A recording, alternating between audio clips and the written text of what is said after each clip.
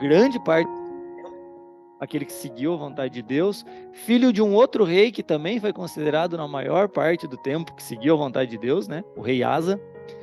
O rei Asa, em um momento da vida dele, ele teve medo também, e ele foi fazer um pacto com um dos povos que historicamente sempre estiveram em conflito também com Israel, a Síria.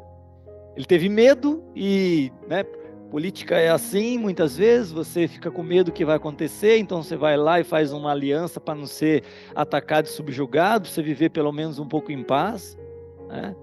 Quando Israel e depois Judá foi cativo à Babilônia, o próprio Senhor falou assim, ó, vivam em paz com eles, né? Vivam em paz com eles. Não falou assim, faça tudo o que eles quiserem, mas falou, vivam em paz com eles, porque a paz de vocês depende da paz deles, da prosperidade deles. Mas no caso de Asa, o profeta depois veio e repreendeu ele, falou assim, ó, você teve medo porque você não confiou na pessoa certa na hora que você tinha que confiar. Por conta disso, o Senhor agora vai permitir que o seu reino seja atacado. Algumas vezes. O fruto não cai muito, né, assim longe do pé. Mas Josafá teve uma ocasião que ele ia ser atacado por dois povos. E aí ele foi lá e consultou o Senhor. Diferente um pouco do que fez o pai dele, né, na ocasião com a Síria. Mas se a gente voltar uns 2 capítulos antes, a gente tem uma outra história que Josafá foi ter com Acabe, um rei, né? Israel tinha sido dividido, Judá, reino do norte, reino do sul, etc. Judá e Israel. E ele foi lá ter, meio que se aparentou com Acabe e foi lá conversar. E Acabe falou assim, ó, vamos subir e atacar o povo ali em cima? Você vai comigo? E ele falou, vou. Mas antes, não dá para você consultar aí, assim, alguém do Senhor, né? Para a gente saber se a gente deve ir ou não. Acabe não era do Senhor. Acabe fez o quê? O que a gente gosta de fazer, né? A gente vai atrás daquelas pessoas que vão concordar com a gente. Quando a gente não está disposto a ouvir de fato aquilo que o Senhor tem de mensagem para a gente quer conversar com aqueles que concordam com a gente. Porque daí a gente acha que, como tem 2, 3 pessoas concordando com a gente, a voz do povo é a voz de Deus. E aí o que que Acabe fez? Chamou lá vários. Vários, e todo mundo falando assim, vai, pode ir, pode atacar, porque você vai ser com a vitória. E aí Josafá, sabe sabe aquele amigo bonzinho da escola? Que quando vai alguém fazer besteira assim na escola, assim, né? E aí sempre tem um que fala assim, mas será que é certo a gente fazer isso? E tá lá os danadinhos, não, vamos lá, vai ser legal, não sei o quê, né? E ele assim, mas não dá para chamar um profeta que seja do Senhor? Ou seja, esses daí não são do Senhor. Não dá para chamar um? Daí o Acabe falou assim, até tem um. Tem um lá, mas não gosto dele, porque ele nunca fala o que eu quero ouvir. Ele sempre fala coisa contrária. Um tal de Micaías, traga ele lá.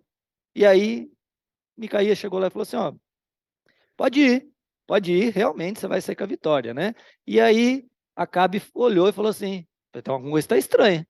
Você nunca falou alguma coisa boa para mim, agora você está falando? Ó, eu vou judiar de você se você estiver mentindo para mim. E aí Micaías falou a verdade, né? Falou assim, eis que eu olhei e vi o povo de Israel como ovelhas sem pastor, perdido, né? Você vai, e se você for, você vai morrer. E Acabe fala, tá vendo, Josafá? Não fala nada que eu quero ouvir nunca, tá vendo? Sempre, sempre, sempre contrário. Manda prender esse cara, ele vai ficar lá. E a hora que eu voltar, vai ficar lá sem comer, sem beber. A hora que eu voltar, você vai ver se eu não vou voltar. E aí Micaías falou, tá bom, se você voltar, então não foi o Senhor que falou por mim. E aí Acabe foi lá e morreu. Josafá voltou, né? A Bíblia fala que Josafá gritou. Ele indo com Acabe e teve um momento que ele gritou. A gente não sabe exatamente o que ele falou, provavelmente ele clamou ao Senhor e o povo desviou, que estava perseguindo Judá, Israel, desviou de Acabe do tipo, não é esse que a gente quer. E acho que o Josafá ficou assim ali. E Acabe morreu, depois ele ficou sabendo, voltou para casa, com aquela sensação, gente, fui teimoso. Fui teimoso, não era para eu ter ido, olha o que Micaías falou e eu fui. E 2 capítulos depois, vem dois povos. Dois povos, mais um povinho que diz que é da montanhas de Seir, que a gente conhece, que provavelmente sejam os Edomitas, né? Dos Edomitas a gente sabe de qual povo surgiu, de Edom, Esaú, né? Irmão lá de Jacó. Ou seja, né, uma nação dividida, como foi dividida antes já Ismael e Isaac. E aí o que acontece? Veio dois povos para atacar. E aí Josafá olha e fala assim: não dá, são muitos, são muitos. E rapidamente ele fala assim: não vou conseguir. Provavelmente ele tenha lembrado: peraí, ó, da outra vez a gente consultou o Senhor falou para não ir, eu fui, não deu certo. E aí ele começa uma oração.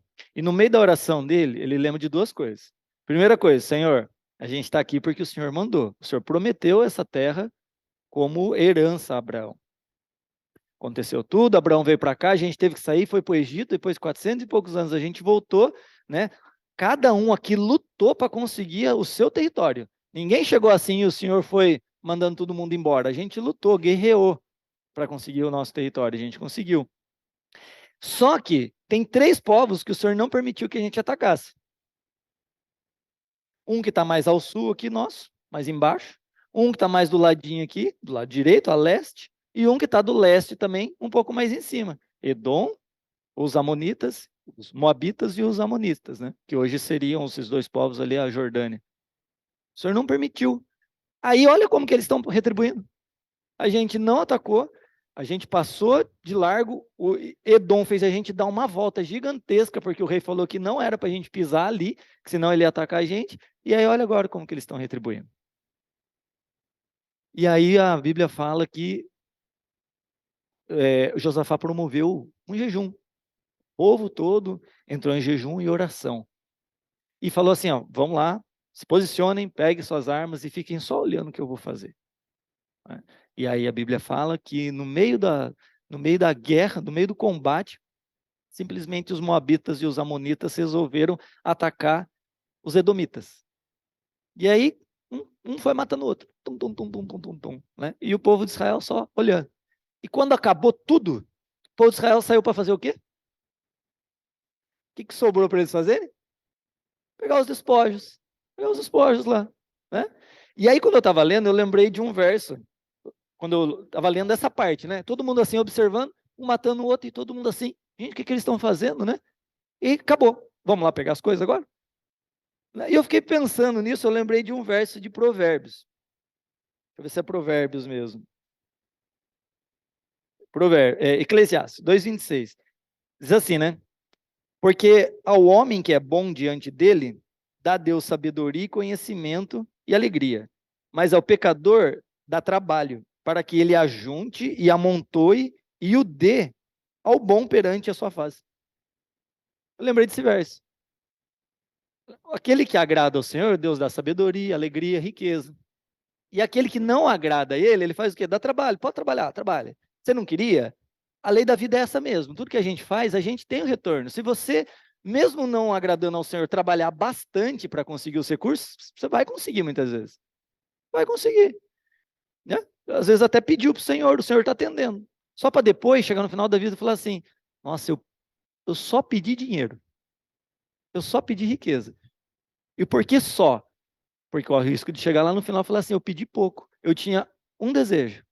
Deus apareceu para Salomão, né, como se fosse um gênio da lâmpada. Você tem um desejo. E Salomão foi lá e pediu certinho. E a Bíblia fala, vocês não têm porque vocês não sabem pedir. E o que é não saber pedir? O evangelho nunca teve a ver, né, com o que eu tenho. O Senhor nunca esteve preocupado com o dinheiro em si, esclarecer coisas sobre o dinheiro. O evangelho sempre teve a ver eu abençoar outra pessoa. E quando o Senhor fala, vocês não têm porque não sabem pedir, porque você, na maior parte das vezes você está pedindo só para você. Mas mesmo assim que você peça e você vai lá e trabalhe bastante, você pode até conseguir, porque é a lei da vida, trabalha, consegue. Mas ele fala assim, ó, mesmo que você consiga tudo isso, um estalarzinho de dedo, eu posso passar tudo isso para quem nem se esforçou para ter isso, só porque eu me agrado dele. Lembrei desse verso durante essa lição, né? Essa parte de Josafá. Alguém gostaria de fazer algum comentário na parte de domingo?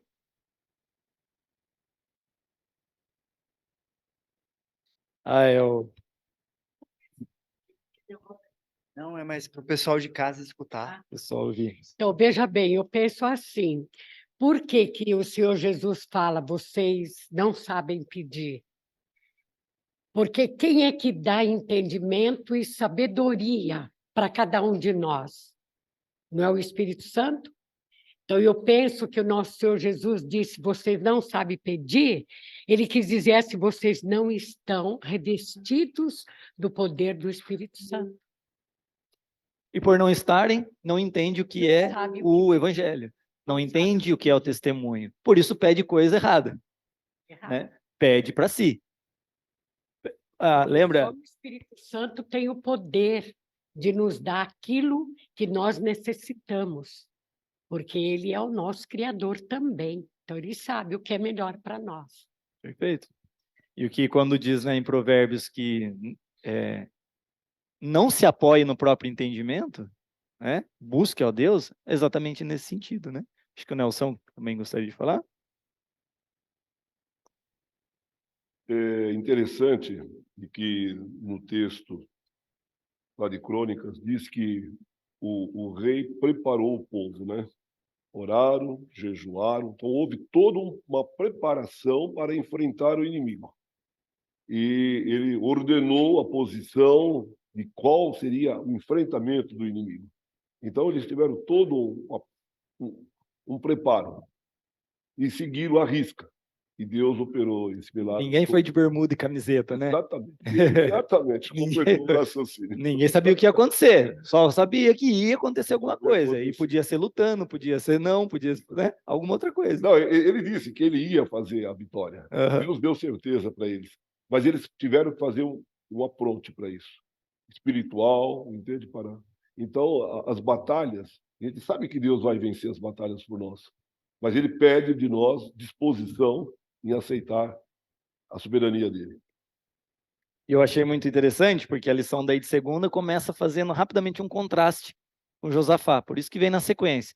Josafá olhou e falou assim, nós somos em menor número, nós não podemos com eles. Mas no início da lição de segunda-feira, conta a história de Jonatas, que falou assim, nós somos em menor número, mas nós podemos com eles. Né? Jonatas fez exatamente o pensamento contrário.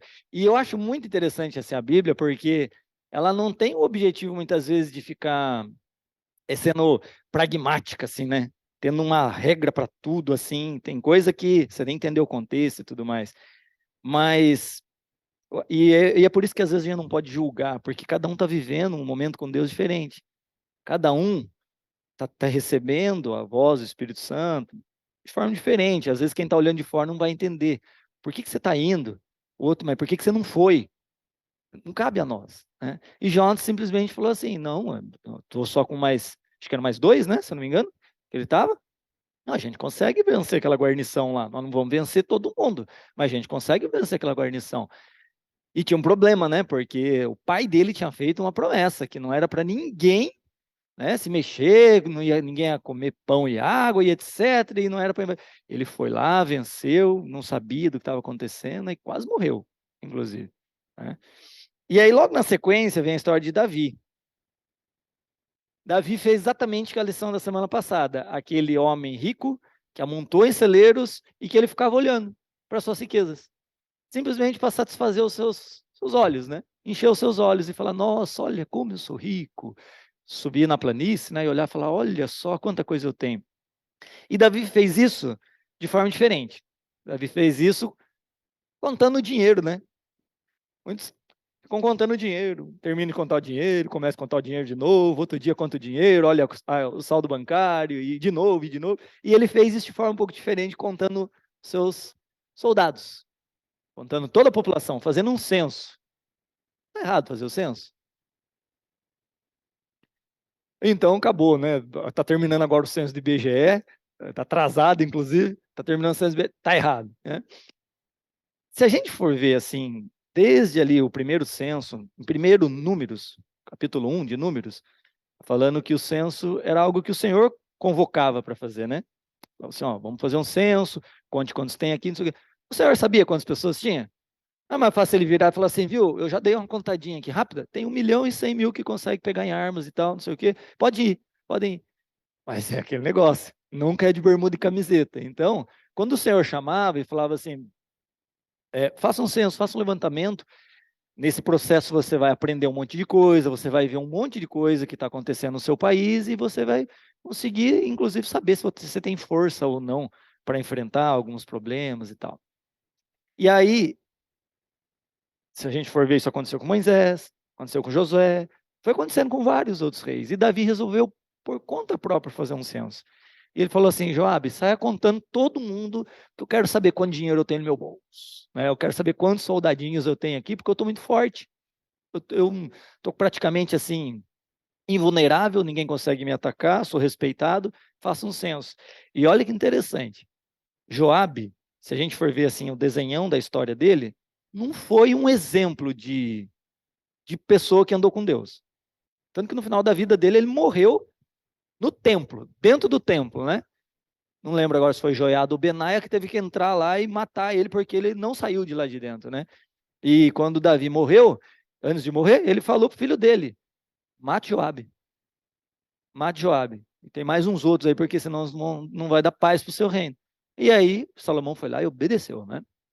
Matou Joabe. Joabe não era um exemplo de pessoa que andou com Deus e, portanto, assim, não sei se de repente naquele momento, né? Mas olha como às vezes até mesmo os imprudentes, os ímpios. Peraí, ô Davi, você está fazendo uma coisa que não é certo. Historicamente, o censo, quem manda fazer é o Senhor e tem um objetivo muito claro. Você está fazendo uma coisa meio de vaidade, não está certo o que você está querendo fazer. Não pode ir lá. E aí a Bíblia fala que Joabe foi, e inclusive ele achou Davi tão fora da casinha que ele deixou de contar 2 tribos, né? Ele deixou de contar os levitas e deixou de contar a tribo de Benjamim. Ele falou assim: não faz sentido o que Davi está pedindo, né? Mas por que ele fez isso? Porque na psicologia tem uma coisa que a gente chama de ilusão de controle. Né? A gente tem ilusão de controle, a gente acha que a gente está no controle das coisas. A gente planeja a nossa vida, a gente vai ali e tudo mais, e a gente acha que a gente pode controlar tudo e que a gente pode lidar com tudo. E Davi achava. E daí o Senhor veio e repreendeu ele depois. Falou assim: ó, você fez errado, escolha 3. Escolha dos 3, um castigo para você. Você pode ser atacado por 3 meses, sem parar. 3 meses você vai dizimar o seu povo. Você pode, esqueci a outra agora, e você pode o último, que é eu atacar vocês, né? Eu fazer alguma coisa com vocês. E o Senhor, e Davi falou assim: não, eu prefiro cair na mão do Senhor, né? E daí imediatamente começou aquela mortandade, né, no país. E Davi falou assim: pequei, né? Fiz errado, até que chegou num ponto que diz que a Bíblia diz que o anjo do Senhor o anjo da destruição estava para destruir Jerusalém. Ele viu o anjo, né, preparado com a sua espada e correu e falou assim: não faça isso. E eu que fiz errado, estou aqui. Faça o que quiser, mas não faça mais nada com esse povo, que eles não têm nada a ver com isso, né? E eu que errei. Uma certa forma que é o que Deus gosta de ver, né? O arrependimento e a gente pensar nos nossos irmãos. Alguém gostaria de comentar algo aqui em segunda-feira?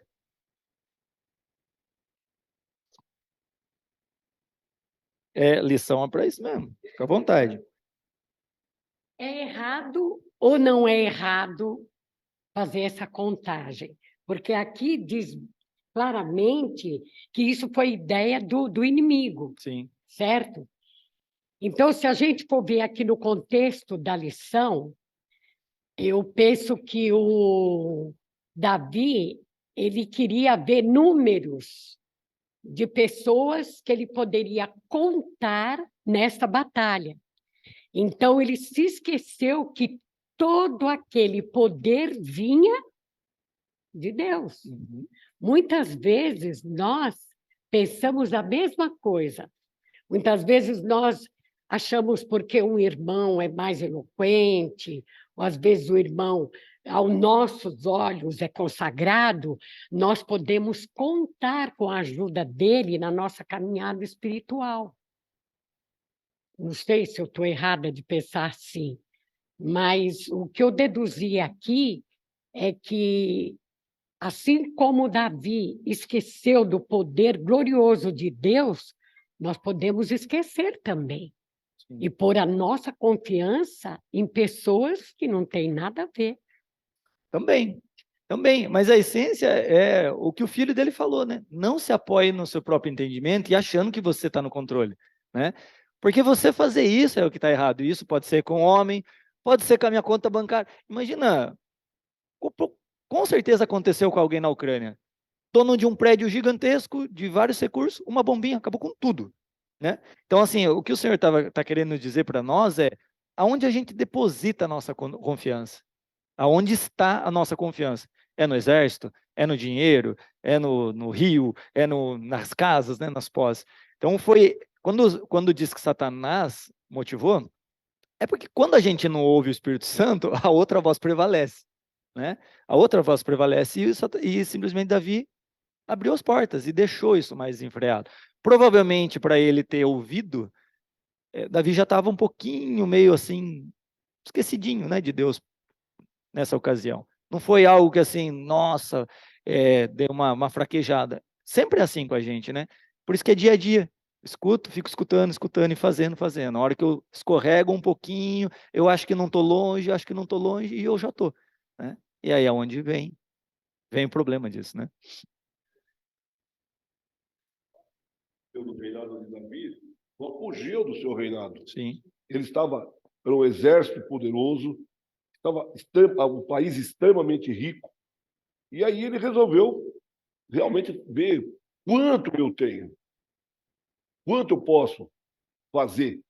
Então ele já passou a confiar na sua posse, na sua força, no poderio militar dele, quando a ordem do Senhor era confiar plenamente no Senhor. Então, a contagem ali só foi um fato. Mais na frente, a gente vai ver que, na lição, logo 2 páginas para frente, a gente vai ver de que ali, naquele momento, Deus abençoou muito ele e ele se esqueceu, ou seja, agora eu estou no comando, eu vou agora tomar as posses. E a lição da frente aqui, a gente vai continuar esse mesmo raciocínio, né? Perfeito. Tudo bem. Aí a lição de terça vem dizendo uma coisa para a gente. É tempo de simplificar? É tempo de, na realidade, a gente começar a deixar de pensar tanto em adquirir recurso. E será que não é um momento de a gente começar a pensar que, inclusive, daqui a pouco nada disso vai servir? Né? Isso se a gente tiver... Exatamente. Isso se a gente tiver sorte de viver bastante. Se a gente não tiver sorte de viver bastante, o amanhã é agora, é hoje, né? E o que aconteceu nesse saldo hoje? Hoje, o que aconteceu? Que a nossa vida foi contada até hoje, se acabar a nossa vida hoje, né? E aí a lição vem falando do livro de Pedro, né? No final da história, tudo isso vai ser queimado, né? A gente vai levar o quê? Será que a gente vai conseguir transportar alguma coisa para o céu? Eu achei interessante aqui no segundo parágrafo, né, que fala, a palavra de Deus diz que ele não enviará caminhões de mudança para levar nossas coisas para o céu, né? Achei muito assim irônico e interessante, porque é realidade. A gente não vai conseguir transportar nada. E uma das coisas que eu me lembrei ao estudar essa lição de terça é que acho que um dos momentos que eu me senti mais livre na minha vida foi quando eu estava na Coportage. Quando eu estava na Coportage. Porque na Coportage, você tem a mochila, seus livros, você está numa casa que é alugada, você faz o dinheiro para comer no dia e tenta guardar um pouquinho para voltar a pagar seus estudos, né? E aquele negócio e tal. Mas eu não sei aqui quando já comportaram e quando que conseguiram sentir isso. Para mim parecia que eu dormi na rodoviária, dormi na rua, dormi numa casa boa, num colchão, dormi no banheiro, como eu já dormi. Para mim não fazia diferença dormir no quintal da casa. Não fazia nenhuma diferença. E parecia que, para mim, eu estava vivendo a maior das liberdades do mundo. Eu não tinha absolutamente nada para cuidar. E eu só tinha minha mochila. Só tinha que tomar cuidado para não roubar minha mochila. Não estava preocupado com mais nada. Tinha uma mala de roupa lá na casa. Aí, mas não tinha mais nada. E vou falar para você, era a maior senso de liberdade, porque parecia que podia ir para qualquer lugar, a hora que eu quisesse. E se eu fizesse ali para eu comer, eu comia, e daqui a pouco eu estava em outro lugar, e daqui a pouco eu estava em outro lugar. E eu tenho certeza que, para quem já viveu isso, sabe que isso é o mais perto do que, por exemplo, o que o sermão falou hoje, do viver essa noção de missão. De que não importa onde eu esteja. Eu estou dependente de vender, só que não sou eu que vendo, Não importa muito a qualidade da minha apresentação, não significa que eu tenho que ir de regata e de shorts. Eu tenho que estudar, eu tenho que trabalhar, eu tenho que entender, eu tenho que bater palma, eu tenho que tomar não. Um dia o cara correu com faca atrás de mim, coisas assim, ele tá bêbado, né? E assim, tranquilo, e você corre, e você fica assustado, e depois você fala, nossa, dá risada, e palmas de novo na próxima casa, né? Então, assim, queimou minha geladeira ontem. Nossa, que transtorno. E eu fiquei pensando, se eu não tivesse uma geladeira, eu não ia passar por isso. E aí, lógico, eu não ia ter nem comida para comer. Eu tinha que ir no mercado todos os dias, né? Mas eu lembrei da lição na hora. Eu falei, tá vendo? Se não tivesse a geladeira. Aí você tem um carro, quebra o carro, vai, tá vendo? Né? E aí depois, eu tenho como, assim, filosofia da minha vida, não adquirir muito nada que eu não responda sim para as 3 coisas. Primeira coisa, eu preciso ter. Segunda coisa, eu posso ter. E terceira coisa, eu posso manter. Isso para mim é qualquer coisa, inclusive relacionamento, né? Quando você pensa em namorar, casar, etc. Então, se para mim a resposta for não, para uma dessas 3 perguntas, já parei. Porque uma das coisas é, eu preciso? Se eu não preciso, já parou por aí. Preciso? Posso? Não posso? Já parou por aí. Posso ter, beleza. Agora, eu vou poder manter? Às vezes não vou poder manter. Então, parou por aí também. Né? Por quê? Porque tudo isso vai causar trabalho. Trabalho, transtorno, estresse, rouba a nossa paz de espírito. E a gente se distancia de Deus porque a gente começa a ter que cuidar de tanta coisa, de forma com que Paulo virou e falou assim, ó, tudo isso para mim eu considerei como escória. O bom mesmo era que todo mundo fosse igual eu. E o que ele estava querendo falar igual a mim? Que nem casasse. Ah, não é para casar? Não, o que ele estava falando é porque até isso, se, por exemplo, eu contrair matrimônio, tiver filho, eu tenho que agora fazer outra coisa, manter. Eu tenho que manter. E Paulo, com a missão e com a visão que ele tinha, falava, isso vai me tirar um pouquinho do tempo de vida curtinho que eu tenho e do meu foco, que é isso aqui, é isso aqui. Tanto que quando acabou para ele, ele falou assim, graças a Deus, porque foi uma desgraça. Foi uma desgraça. Trabalhei, fiz tudo, mas, gente, que trabalho que é. Graças a Deus acabou e agora é daqui para frente, lá no céu. Simplificar. Simplificar. E às vezes a gente está preocupado de ter, e se preocupar, e manter, e consertar. Né? E às vezes não é isso. E às vezes não é isso, talvez por momento. Alguém gostaria de comentar algo aqui? Na lição de quarta? Senão a gente vai para a lição de quinta, que é uma sequência, né? Prioridades. E aí o verso de Mateus 6, 24, diz o que é a essência da lição. 6, 24, alguém pode ler, por favor? Mateus 6, 24. Porque ou irá odiar um e amar o outro, ou irá se dedicar a um e desprezará o outro. Vocês não podem servir a Deus e às riquezas. Muito bom. Então, olha que interessante. A gente tem aquele pensamento, né, de que, muitas vezes, o oposto de tudo isso que a gente está conversando é, então, não ter nada. É, então, ser uma pessoa que viva sem recursos, né? E, de novo, Jesus nunca esteve preocupado com isso. Todas as perguntas que vinham para Deus, para Jesus, Jesus respondia conhecendo o coração da pessoa. Ele parecia um Google. Sabe quando você escreve errado no Google e o Google fala assim, você quis dizer tal coisa? Quando a pessoa vinha com uma pergunta que o Senhor conhecia o coração, ele falava, você quis dizer tal coisa?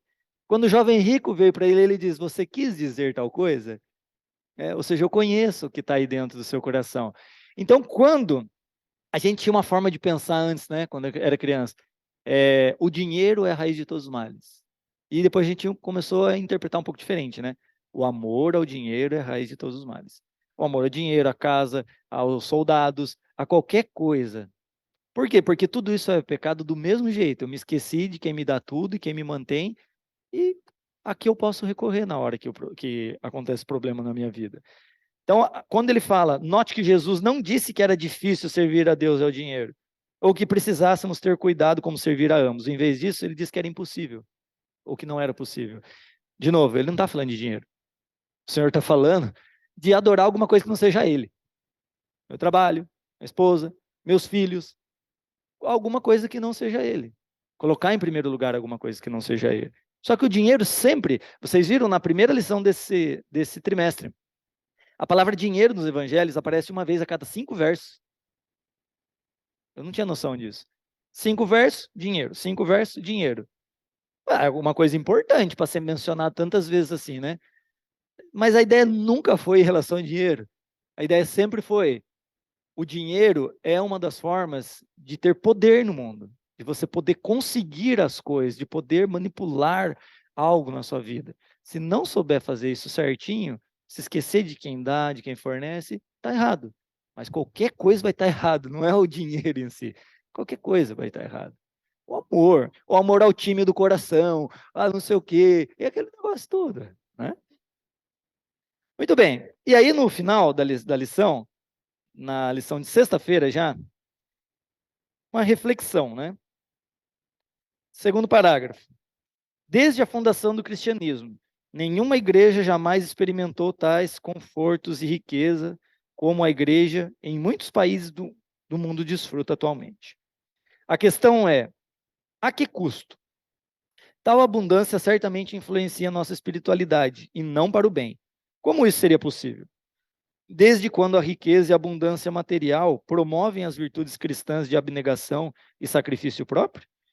Voltar para casa onde há 2 geladeiras recheadas com mais alimento do que podemos comer, ter 1 ou 2 carros, tirar férias anuais, fazer compras online, ter o que há de mais moderno em computadores e smartphones, como pode facilitar o desapego às coisas desse mundo? Embora muitos cristãos não tenham esses luxos, muitos têm, e assim colocam em risco a própria alma. Não estamos falando dos ricos e milionários. Eles, pelo menos, sabem que são ricos e podem atentar, se quiserem, às advertências bíblicas dadas a eles. Estamos falando, em vez disso, de muitas pessoas de classe média que, em meio a smartphones, notebooks, ar-condicionado e carros de luxo, enganam-se o suficiente para pensar que, para serem apenas de classe média, por serem, né, apenas de classe média, não correm o risco de ter sua espiritualidade arruinada por sua prosperidade. Por isso, o dízimo pode ser, no mínimo, um poderoso antídoto espiritual para os perigos da riqueza, mesmo para aqueles que não são bastante ricos. De novo, tem alguma coisa errada com o smartphone? Tem alguma coisa errada com o computador? Tem alguma coisa errada com a sua geladeira? Tem alguma coisa errada com o seu carro? Tem alguma coisa errada você descansar uma semana com sua família, viajar anualmente para algum lugar? Não. Aonde está errado? Onde está errado é onde eu tenho mais daquilo que eu preciso, que não é meu, é do outro. Mas por que então acumulo tanto? Para eu ter uma segurança. Se eu não tivesse dinheiro para consertar minha geladeira, ontem eu ia ficar sem geladeira durante um tempão. Não foi barato. Eu preciso me precaver. A lição falou disso durante o trimestre inteiro, praticamente. A gente precisa se organizar. Isso aí é divino, né? Mas 2 carros, 3, 4, 5, uso, não uso, mas não é meu. Benjamin Franklin falava assim, ó: dinheiro você vai usar para as suas necessidades e para ajudar os outros. Acabou. Benjamin Franklin. Hoje a gente vive numa época que tem uma filosofia muito forte, crescendo, que é do minimalismo. Minimalismo diz assim: viver em 20 metros quadrados, ter 2, 3 peças de roupa, andar de bicicleta, é o que eu preciso. Não sei do coração de quem pratica o minimalismo. Eu confesso que me agrada um pouco a ideia de viver sempre com pouco. Um pouco. Me agrada. Me agrada porque, na realidade, eu acho que tinha que ser assim, porque a gente sabe que a gente não vai levar nada e a gente tem que aproveitar mais no sentido de aproveitar a vida, o que a vida pode nos oferecer e a gente levar a missão para frente. E isso não dá tanto trabalho. Não gosto de muita preocupação, muito trabalho com as coisas. Sou muito prático. E a visão de que o do minimalismo é de reduzir é não ficar preocupado com tanta coisa. E eu acho muito... Por que eu estou mencionando isso? E mencionei Benjamin Franklin. Por mais que muitas vezes a gente não faça, as pedras vão falando. As pedras vão falando e vão tentando nos ensinar como levar a nossa vida, que no final da história a gente vai voltar e sempre vai parar na Bíblia. Um jeito bíblico de entender as coisas. Noção? Momento e aí a gente fecha. Apenas uma observação quanto a essa filosofia de vida, o minimalismo. é de que atrás disso existe uma linha filosófica Sim, totalmente diferente daquilo que a gente professa. perfeito. Exatamente o que eles preferem, o que eles pensam é fazer com que, Viver e usando ter poucos experiências. recursos, nós vamos conservar o planeta para futuras sim. gerações e futuras outra e futuras, e que isso irá conservar o planeta eternamente. É um negócio totalmente fora do nosso viés de pensamento. A gente realmente deve viver, estar satisfeito com aquilo que tem, e a lição fala nesse mesmo texto da questão dos ricos. Porque você vê ricos, milionários, sendo extremamente generosos, construindo, fazendo fundações, ajudando, e cita a questão da classe, essa que nós chamamos de classe média, média, média baixa, média ascendente, que a gente luta para poder crescer um degrauzinho para cima. Eu tenho um carro melhor, eu já quero um pouquinho melhor, a forma do carro mudou, o modelo do para-choque mudou, eu preciso me manter atualizado. Esse eu acho que é o grande mal que nos corrói como sociedade, como igreja, como irmãos, entende? É a gente querer e aí nós sacrificamos nossos valores, a nossa comunhão, a nossa generosidade e o nosso relacionamento com Deus naquilo que é sagrado e nas doações. Perfeito. Em relação ao minimalismo, a gente comenta e pega só o pedaço que cabe aqui na lição, mas realmente tem outras duas filosofias, né? Essa parte ecológica e outra parte que é o viver, o ter experiências, né? Então, muitas vezes eu não estou gastando com coisas, mas estou gastando com eventos, com experiências, o que, de certa forma, também, de repente, não está de todo correto, né? E para fechar, eu lembrei de um texto da Ellen White, não lembro se era a Lara Adventista, ela comentando que chegou no momento que eles tinham 50 centavos ou 25 centavos, como família. E eles pararam e falaram assim, o que nós vamos fazer com esses centavos? E ela olhou para a casa dela, ela tinha uma cadeira na casa dela. Ela olhou e falou assim, mais uma revista. Mais uma revista. E ela falou, nós vamos comer ou nós vamos divulgar o evangelho? E ela, naquela ocasião, não estou dizendo que comer e que ela escolheu errado, não é nada disso. Naquela ocasião, o Espírito Santo, ela falou, mais uma revista. Que a gente possa ter a consciência que, no final dos tempos, é isso mesmo. Nós não vamos ter nem a cadeira, nós vamos ter uma mochilinha e ó, né? E se cada um aqui puder passar por esse momento, que Deus dê força, né? Ou digo, puder passar se estiver vivo, que Deus dê força para passar. Ou que, se não, como diz meu cunhado, eu sei que eu não vou aguentar, eu quero estar, ó, dormininho, descansaninho, para não precisar passar por isso, né? Da perseguição e sofrer, não de ter que largar os bens, mas não vai ser fácil. Mas a gente se prepara para aquele dia, hoje. É hoje, desapegando, pensando como vai ser, se organizando, para a hora que precisar, a hora que chegar aquele momento de que vão simplesmente clicar um botãozinho e vai congelar tudo que a gente tem guardado, simplesmente não compra, simplesmente não vende e daqui a pouco é perseguição. E ó, bora! Independente com quanto tinha no banco, acabou. Independente com o que você tinha, acabou também, não é mais seu. E simplesmente não vai ter espaço mais para a gente viver no meio de uma sociedade que vai estar vivendo tranquilamente. E ai que vontade de voltar para o Egito vai ser para alguns de nós. Ai que vontade de comer a carninha do Egito. Então a gente precisa se preocupar agora. Se preocupar agora, criando essa casca. Né? Essa casca para que a gente não venha lá no final querer voltar para o Egito. Que Deus nos abençoe e que nos traga com segurança novamente na semana que vem. Vamos orar? Querido bom Pai, nós agradecemos, Senhor, por mais uma lição que tivemos aqui. Obrigado porque, embora a lição esteja falando no final da história sempre da mesma coisa, que é colocar algo acima de Ti, nós sabemos que de forma pragmática, de forma bem detalhada, destrinchada, a cada lição nós vamos vendo coisas que, de forma bem específica na nossa vida, bem prática, a gente precisa observar, se preocupar, porque nós sabemos que no final de tudo, no final da vida, no final dessa história, da história desse mundo, nós só teremos os hinos que cantamos, que memorizamos ao longo do processo de paz, ao longo do processo que antecedeu a perseguição e também os versos bíblicos. O Senhor possa então nos ajudar a nos fortalecermos agora, a entendermos que o momento é hoje, o momento não é quando a porta da graça se fechar. O momento é a cada minuto, porque nós não sabemos o que vai acontecer com a nossa vida daqui a pouquinho.